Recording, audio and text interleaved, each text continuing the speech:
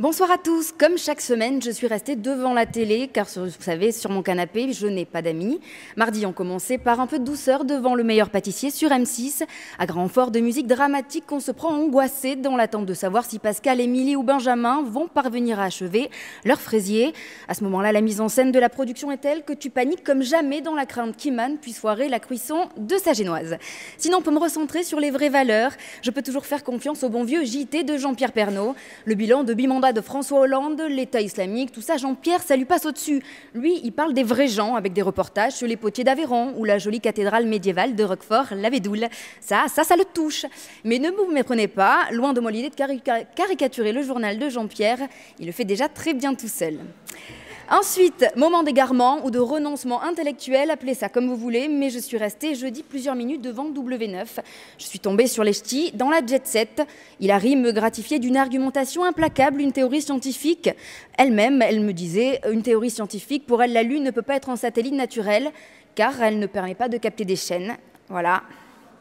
Je ne vais rien rajouter, ces propos parlent d'eux-mêmes. Sinon, il y avait aussi cette semaine le Brad Pitt du PAF, que dis-je, le dragueur des ménagères. J'ai nommé Laurent Delahousse avec Un jour en destin sur France 2. On y découvre le caractère attachant d'un grand acteur, Bourvil. C'est à voir, si vous parvenez à passer outre les minauderies et les poses lascives de Laurent Delahousse, négligemment allongé sur la table. Bonsoir et bienvenue dans ce numéro exclusif d'Un jour en destin.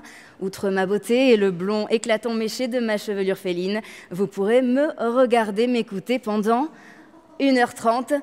Prenez conscience de votre chance. Enfin, je voudrais prendre un moment de solennité et achever cette chronique en évoquant, à mon sens, l'événement de cette rentrée audiovisuelle. Non, je ne parle ni du lancement du nouveau télécrochet musical de M6, Rising Star, ni de la télé-réalité politique à venir, mais vous l'aurez probablement compris, de la déprogrammation de MacGyver par D8, dont je ne me remets pas. C'est encore avec des trémolos dans la voix que je vous en parle. C'est fini. Il reste 4 phrases, excusez-moi. Voilà. Alors certes, la coiffure nuque longue, coupe mulet, injustement désavouée par notre époque, a mal vieilli, je vous l'accorde, mais un type qui construit une bombe avec un trombone et un chewing-gum à chaque épisode, ça doit se respecter. Et puis dans les moments difficiles, je me console en me disant qu'il me reste encore Navarro. Voilà, c'était mon débrief de cette semaine et je retourne derrière l'écran.